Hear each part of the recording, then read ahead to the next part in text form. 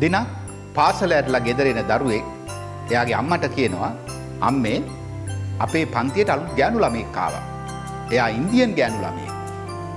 පාසල ඉංග්‍රීසි මාධ්‍යයෙන් පැවැත්වෙන පාසලක්.